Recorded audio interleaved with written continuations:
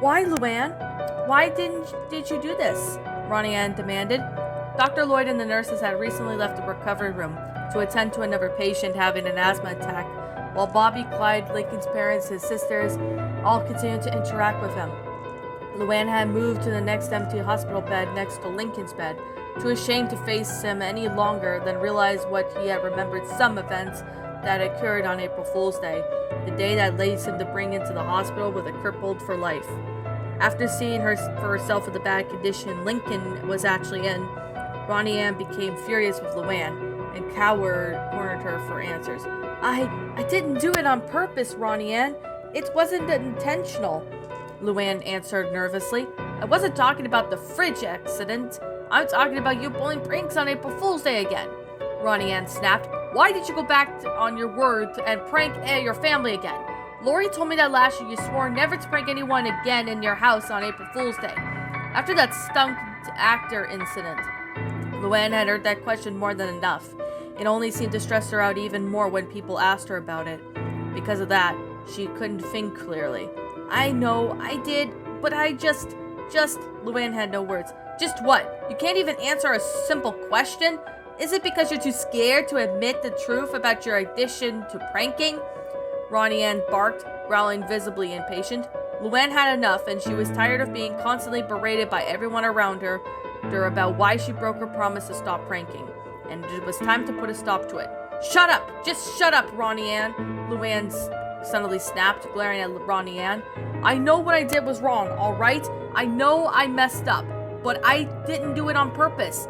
You should know that by now. Hey, what's going on over there? Lynn demanded, turning his attention to Luan and Ronnie Anne. Yeah, what was all the yelling about, sis? Bobby asked, noticing the quarrel between the two. It's Luan, that's what, Ronnie Anne pointed angry at Luan. She broke her promise not to prank anyone again on April Fool's Day, and now what's happened to Lincoln because of it? I told you, it was unintentional accident, Luan protested, losing her patience. That's enough, you two, Lynn ordered sternly. Ronnie Anne, I understand that you're very upset about Lincoln. Trust me, all of us are. But getting all hostile isn't going to make it very better. And Luan, we understand what you caused an unintentional accident, and we've forgiven you for it. But please try to act more civilized. He's right, sis, Bobby agreed, seeing Lincoln like this so messed up. But we have to accept that what has been done is done. There's nothing we can do about it. I'm perfectly aware of that, bro, Ronnie Anne replied harshly. But what's this gonna have to do with the fact that Lincoln may never remember me again? Or at least the parts of us being close friends? Now he's afraid of me because of the brain damage done to him by Luan. That's what confuses me, is why he's afraid of me. I mean, I was never really fearful of me when I still teased him and bullied him. So that's why if he still remembers those memories of me, he freaks out. You have to remember that Lincoln's mindset is set of a toddler's mindset right now. So it's most likely the reason, Lisa explained. A toddler can't understand the concept of bullying as well as a 12-year-old. But to put it simply, Lincoln is afraid of you because he is now seeing those memories of you bullying him as an assault, rather than bullying and teasing. With his 14-year-old mindset, he'd be able to rationalize between the bully and assault quite easily and realize that you never meant him any harm. But now that Lincoln's mind has been impaired to the brain damage and reduced to a toddler's mindset, he's no longer able to rationalize the concept of bullying and assault. That's why he's afraid of you. He's looking at these memories at you through a toddler's perspective and sees you more as a threat than an intentional girl who is just doing so for the sake of she did for attention. Ronnie Anne was shocked. While she wasn't a science kid nerd like Lisa, she was able to understand that Lisa was getting at it. Lincoln was seeing those memories of Ronnie Anne, bullying him through his toddler perspective, and because of that, he was afraid of her. Ronnie Anne knew for a fact that any toddler would look at those kids as being violent and threatening rather than being able to rationalize the situation to try to understand the person was doing what they were doing, said individual. Is there any way I could try to make Lincoln understand that I mean him no harm? Ronnie Anne asked worriedly. I honestly don't know, Lisa answered. Lincoln sees the world and everyone around him in a toddler's perspective. Trying to rationalize situations like bullying with a toddler is difficult. I suppose you could try, but try not to get too close to Lincoln, or you might frighten him enough to the point where he becomes traumatic and ends up hurting himself. I'm not sure if this is a wise idea, Lola said doubtfully. What if Lincoln gets all violent again, like he did with Luan a while ago? Violent?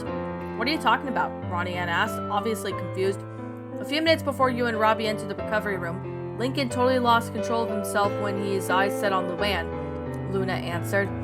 He must have reminded of someone of these events that happened on April Fool's Day, the day before his accident, because of he was totally going bananas and he was trying to lash out of Luan. Like, I mean crazy, as you can imagine. The doctor almost had to sedate him with the sleeping drugs because of how insanely rambunctious he became. And it's wicked, Lucy added darkly. Had it not been for that stuffed rabbit of his, he would have probably sunk into the lowest depths of emotional darkness known to man. Bobby, Ronnie Anne, and everyone just glared at Lucy with sarcastic expressions at her remark.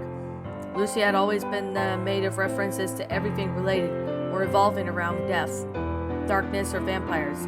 Yet he seemed very hardly at the time for any of that.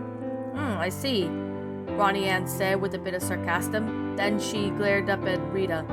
Will he at least lose it if I get too close to him? If he does, I'll try to calm him down, at least the best I can, Rita offered. Sorry, but with a bit of hesitation, Ronnie Anne slowly made her way up across the room towards Lincoln's bed, where he had been playing around with Bun Bun and his sisters. Once he got close enough, Lincoln turned his attention and saw his expression change from happy and childish to fear and uncertainty. Lincoln, you feeling better? She asked him. Lincoln began trembling slightly, then she said, Stay away! Ronnie Anne and everyone else tensed up as Lincoln tried scooting as far back as he could from Ronnie Anne, now looking clearly afraid. Lincoln, I'm not going to hurt you. I promise, Ronnie Anne reassured him. Do you remember me? Do you remember my name? Lincoln moved his eyes up and down, scanning Ron if it was Ronnie Anne. He then nodded, but fearfully. Ron Anne? Lincoln then said with a bit of hesitation in his voice.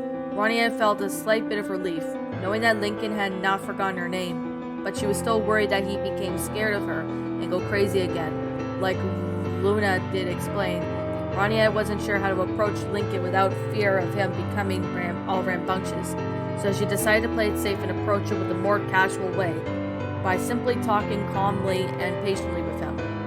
Ronnie Anne's mother had taught her the tactics of being experienced from her as a nurse, so she decided to try to see if Lincoln would open up to her a bit more.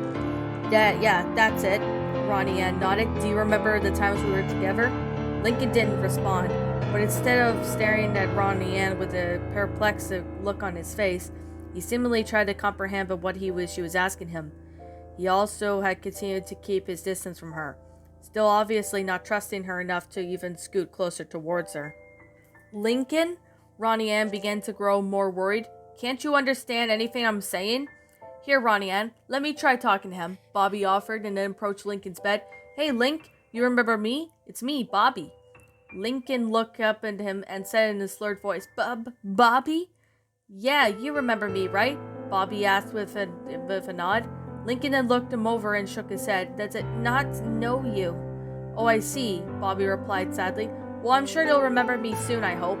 Bobby stepped back from his bed, and Lucy then approached it slowly.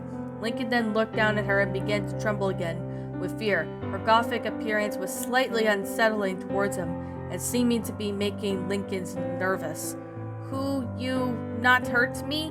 Lincoln pleaded, trembling with fright as Lucy stopped right in front of him. Bro, it's me, Lucy, Lucy said with her usual gloomy tone, but with a hint of concern as well. Don't tell me your memory of mine is lost in the dark. Lincoln still remembered the fear as Lucy crept closer to him, but his mood suddenly changed when Lucy did something that she rarely did before.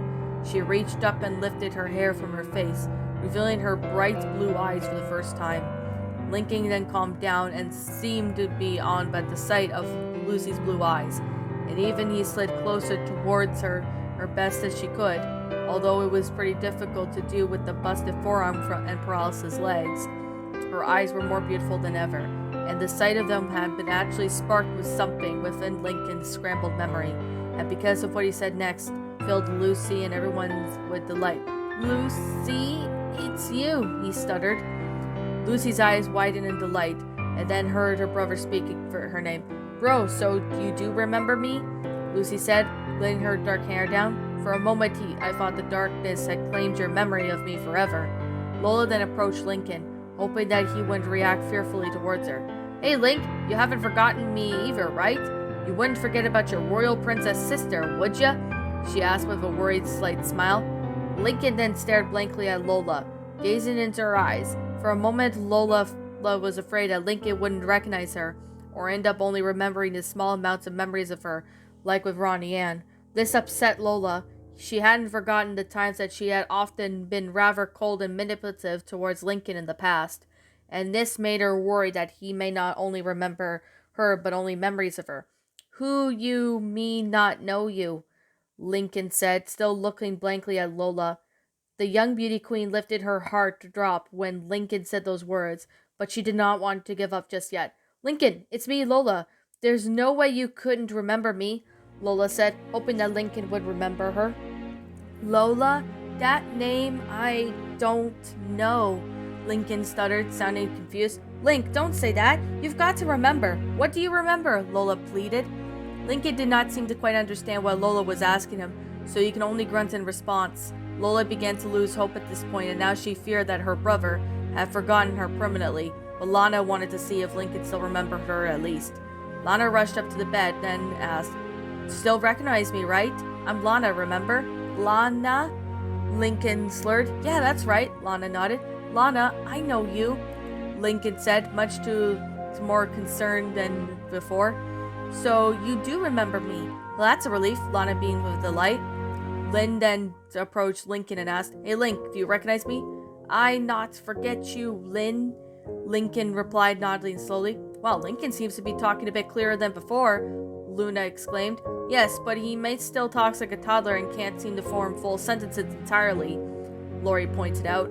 Well, Lincoln has a long way to recover, so it's a natural way he'd be talking strangely, Lenny said. Does he still recognize Luna, Lori, and everyone else? Clyde wondered.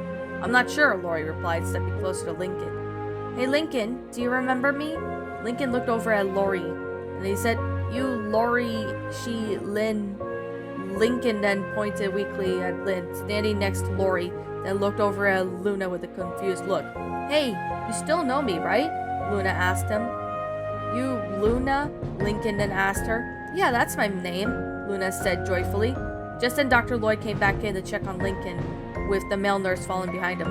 Mr. and Mrs. Loud? Lloyd said, catching everyone's attention. The Loud family and all of Lincoln's friends turned to face him and the nurse. Oh, and Dr. Florence, Rita, they exclaimed. We didn't notice you coming in. It's fine, Lloyd reassured them. I came by to see how Lincoln was doing. I see he's doing better than before, it seems. Yeah, he's talking a lot better than before, but it still sounds broken and not content, Lynn informed. That's understandable, Lloyd replied. His brain sustained a lot of damage, even though if he recovers enough to speak more clearly, his speech will always be slurred. Does your son recognize any of you? The nurse asked one of Lincoln's parents. Yes, but not all of us, Rita answered. He doesn't appear to recognize his friends and a few of his sisters. Actually, Lincoln recognized Ronnie Anne, but his memory of her was incomplete, Lynn added. Yes, that's what much I do know, Lloyd replied, glancing over at Lincoln. His reflection towards her is pretty much covers that he had a hard any more rambunctious episodes while I've been out. No, but he has been getting nervous under the pressure, especially if Ronnie Anne gets too close to him, Rita informed. I see. Lloyd then glanced at Ronnie Anne. Then I would suggest that she keeps her distance from Lincoln until he's recovered more of his memory, so that he doesn't have any more episodes like before with his sister. Might I also ask Ronnie Anne what might have done that caused him to get him scared and upset? You mentioned earlier about Lincoln being bullied by her. Ronnie Anne felt a rush of guilt run through her as a reflect of all the times that she had bullied Lincoln. Everybody else known that as well, including Lloyd, although he had very little detail about it, that he simply overheard it from Lincoln's sisters when they had been in the room earlier. Yes, it's true, Rita replied, glancing at Ronnie Anne. Ronnie Anne did some questionable things to him before they got together. Can you describe what she did exactly? Dr. Lloyd asked.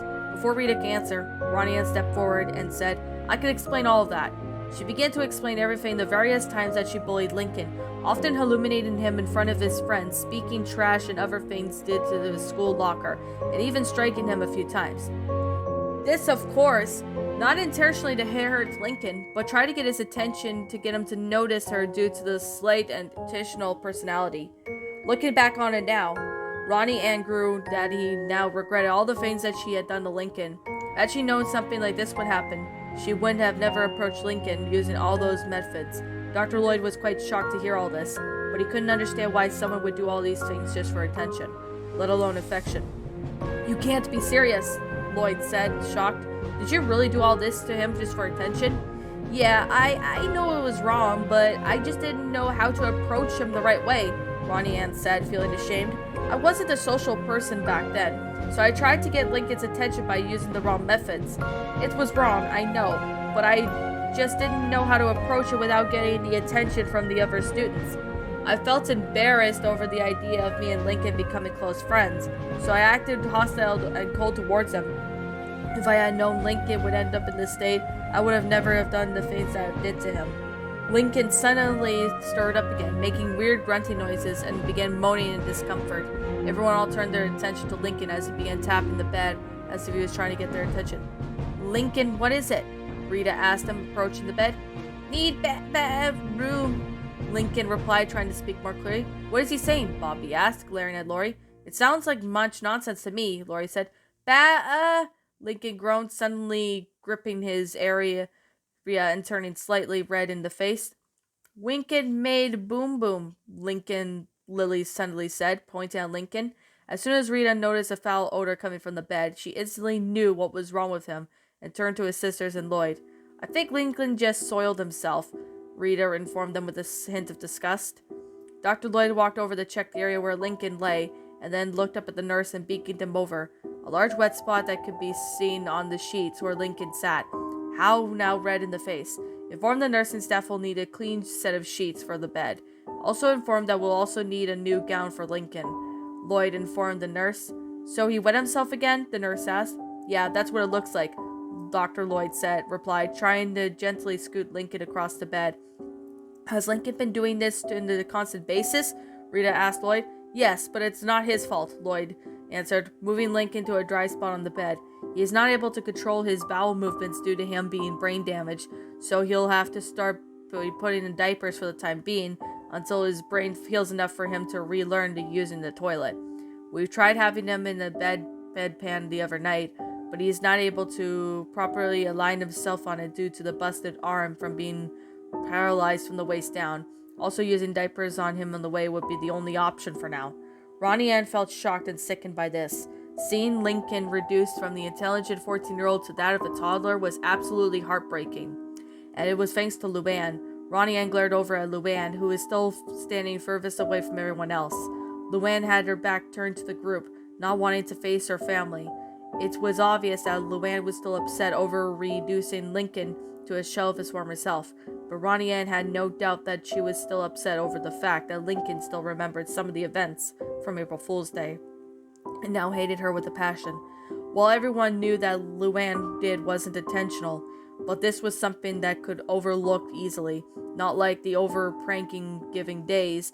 Lincoln had almost been killed because of Luan's reckless behavior. Had an insult to injury, he was permanently paralyzed from the waist down and brain damaged for life. Ronnie Anne now feared that Lincoln would never recall the good times they had together, and they would forever have her presence. Her sisters also shared the same thoughts and fears. While Lincoln clearly remembered some of his sisters, he wasn't always able to recall all of them, but yet they had hoped the memories would return to him in some time. "Come on, kiddo," Lloyd coaxed, gently lifting Lincoln out of the bed in both hands. "Let's get you cleaned up in the shower room." Lincoln quickly turned his head towards his mother with a frightened expression and reached for his good hand towards her, struggling as he did so. "No, Ma wants Ma," Lincoln cried, reaching for Rita. "Lincoln, stop, you might hurt yourself," Lloyd warned him, trying to keep a hold of him. "Lincoln, don't worry, sweetie. The doctors are going to clean you up, and I'll be out here waiting for you, so you'll be with the rest of us," Rita reassured him. But Lincoln just shook his head and said in a pleading voice, "No, you not leave me." Seeing how upset Lincoln was, Rita asked Lloyd if it'd be alright if she joined him in the shower room just to keep him calmed down, and maybe help bathe him. Yes, that would be actually a good idea to keep him calmed down, Lloyd agreed. But you'll have to be careful when cleaning him, otherwise his surgical wounds may reopen. He'll also may need to be a sponge bathed to prevent anything from happening. Mom, can any of us help? Me and Lenny might be of use, Lori offered. No, this is something that a parent should do, Rita declined. Lincoln's sisters acknowledged this and Rita followed Lloyd, but then Luan unexpectedly spoke up. Mom, is it fine if I assist you? I know it's my fault, but Dad Lincoln's like this, so if it's only right if I keep him cleaned up too, she asked, sounding upset and remorseful. I appreciate your offer, Luan, but this is something that only a parent should do. And besides, Lincoln is still very upset over what you did to him, so I don't want him going all crazy like he did before and possibly hurting himself even more than he already is, Rita replied. She has a point there, Luan. Lincoln's medical state is unsustained from what I've witnessed, and your presence may only destabilize it even further, Lisa advised. Luan couldn't really deny Lisa being correct about that, even though Lincoln had calmed down right before he handed Bun Bun to him, and he still bore the signs of mentality and stabilism from all the injuries that he had received from nearly being killed by Luan's botched prank. And despite having the mindset of a toddler, Lincoln still remained some of his original intelligence, so slightly to understand the people that were saying to him, that he still had memories of what happened on April Fool's Day, and about a very small fractured amount. This was so understandable that he might be arranged at Luan for what happened to him, and because of this, Luan didn't want any of this causing him too much pain that he already was in. All right, I'll leave you be, Luan said with a sad sigh. With that said, Rita followed Dr. Lloyd and the nurse out of the recovery room, wheeling Lincoln's IV bag pole with him. Luan never took the eyes off of Lincoln as she watched Dr. Lloyd carry him out of the room in his arms, and for a brief moment she saw Lincoln made a brief eye contact with her right before the door closed. In the shower room, Lincoln had been stripped all of his clothing in order for Dr. Lloyd and Rita to clean him. The only thing remained were on the bandages on his head, chest, and even the IV needle on his wrist, which had supplied Lincoln with painkillers and nutrients, and the cast on his broken forearm. I'll need to remove the bandages on his head and chest before we can bathe him.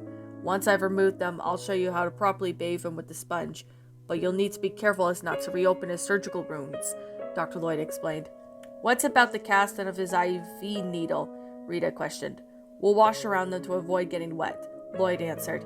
Lloyd gently placed Lincoln in the shower chamber floor and instructed him to gently sit himself up so that he could remove his bandages. Lincoln tried to sit himself up, but found it very difficult because of his busted forearm, so Rita came over and gently helped him up. Lincoln, you'll need to be very still so we can take your bandages off, Rita instructed calmly. Uh-huh, Lincoln said with a nod.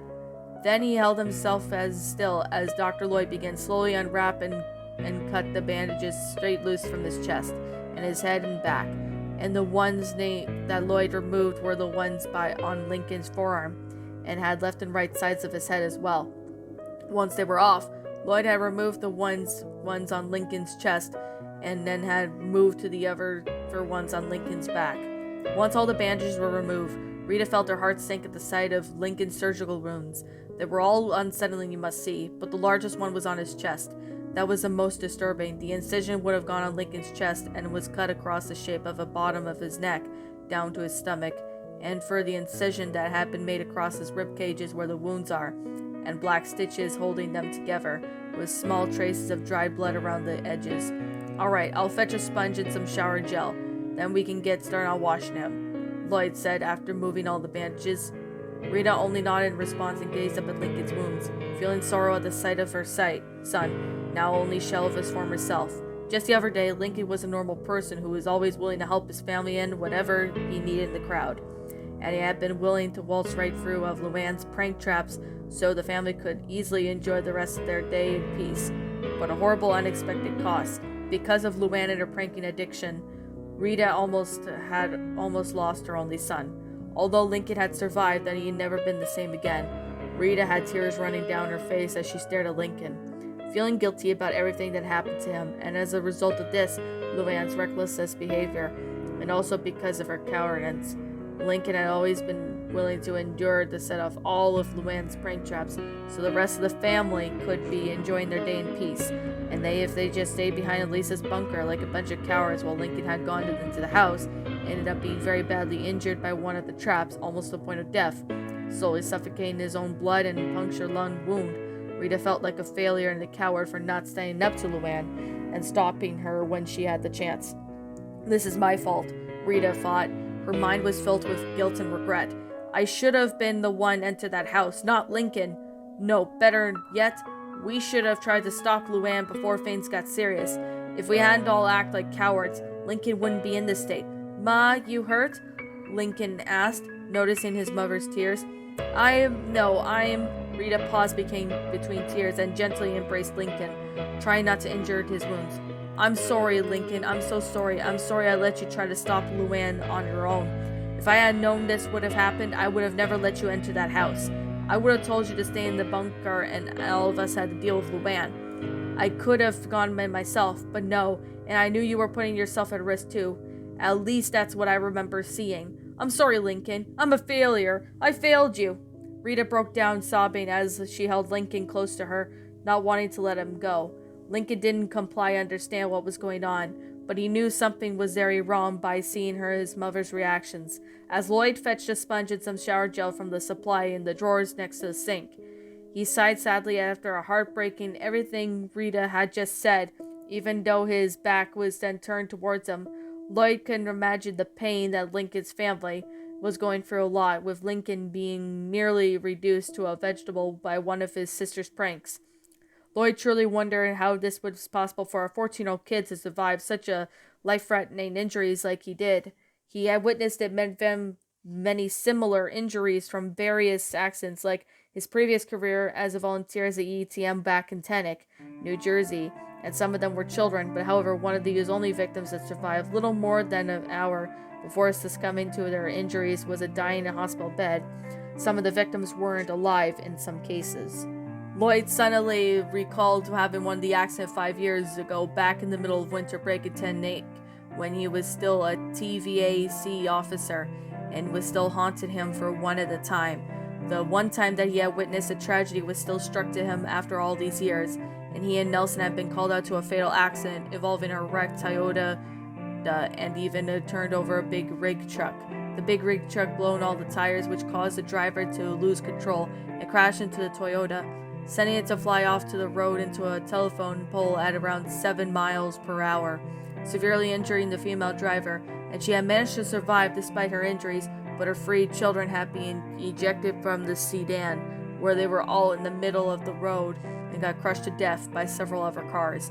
Even though Lloyd had seen a lot of bad accidents and sometimes very emotionally disturbing scenes of death, that had only been far the worst that he had ever seen in his life, and it had been taking several weeks for him to recover those traumatizing scenes. But as for the mother of the dead children, she had to be confirmed into a mental hospital after witnessing her children got crushed to death by a big rig. Lloyd couldn't imagine that poor woman must have gone through so much after seeing such a terrible tragedy that occurred the night before. Miss Loud should have been considered the lucky one. She didn't lose her child like her mother did 5 years ago. But in a way, Lincoln may as well be gone. He may heal over time and recover some of his memories, but he'll never be the same before. Not after this, Lloyd thought sadly. But honestly couldn't understand why Lincoln's own sister would do something so reckless that could easily ended up in a horrible tragedy had the paramedics had not gotten to his house fast enough. Lloyd sighed sadly as he brought the sponge and shower gel to the shower chamber. Rita had stopped sobbing and just continued to hug Lincoln, but Lloyd tapped her on the shoulder and brought her out of trance. Miss Loud, we should probably start washing him now, he said. Rita wiped her tears from his face and said, So sorry, I just couldn't help myself. He's such a sweet boy, and seeing him reduced to this. Lloyd was at a sight of loss for words for Rita, wiped his tears, but yet Lincoln had simply stared at the two of them, if he hadn't understand what was going on. I can understand that you must have gone through a lot, Miss Loud. You clearly lost your son through a horrible prank accident, but I can assure you that I've seen much worse than this. Trust me. I should know because I was a volunteer in the ETM 5 years back in Teaneck, New Jersey, before moving here to Royal Woods. Lloyd sympathized calmly. What could possibly be worse than nearly losing your child to a horrible prank accident? Only them to survive and only reduced to that of a toddler? Rita demanded, almost sounding insulted. Rita, I once responded to a serious big crash and left a family sedan completely crushed underneath the trailer of a big rig. and the occupants had all been crushed to death. And there was only one accident I responded to involving a DUI crash left a 10-year-old girl in the same state as Lincoln. But unlike Lincoln, she survived about 5 minutes until she succumbed to her injuries and died in the ambulance while rushing to the ER. The girl had been trapped in the crushed SUV and had been hit by a drunk driver, causing an overdose-sized load truck. And then she ended up being crushed with a broken spine, shattered skull, and massive internal bleeding. Compared to the injuries that girl received, Lincoln's injuries were practically like that of a motorcycle death, Lloyd explained. Rita was shocked by the morbid details, but she knew for a fact that the ATMs probably would usually have to deal with this very gruesome side of life. She couldn't imagine how horrible it must have been to witness such a tragic accident scene like this. She couldn't understand what she had to do with Lincoln's condition. I'm not understanding any of this, what has to do with Lincoln, Rita said, confused. I'm implying that you should consider yourself lucky that your son is alive. Although heavily impaired to his injuries, I've met many families who have lost their children due to horrible accidents, and if they weren't as lucky as you were and your family were, I know it may sound a bit harsh to you, but I want you to understand of how lucky you are to have not lost a family member, as so many others have in the past, Lloyd explained. Rita looked down at Lincoln, who was curious about the whole situation, then back at Lloyd. She had tried to admit to herself that what he said was right. Lincoln wouldn't be the same again, but yet he was still alive, and she should be grateful for that. If Rita had lost her only son, she didn't know what to do but get over such a tragedy, let alone Lincoln's sisters. You're right, Rita said, calmly toned. I just never seen anything like this could ever happen, and it was particularly my fault. If me and Lynn just put a stop to my daughter ourselves, this may be avoided. Since Lincoln is such a bright future ahead of himself, but now, Rita just stopped in mid-sentence, tearing up again. But Lloyd comforted her. I know. I'm pretty sure for a fact that your daughter Luan didn't mean for it intentionally. But she's not like the prankster who has done something like this. I've responded to a lot of prank involving accidents in my days as the ATM, and some of them were far worse than this, Lloyd said. I see, Rita said. I don't think I ever want to know about those. Indeed, Lloyd said. Now we should get to washing Lincoln.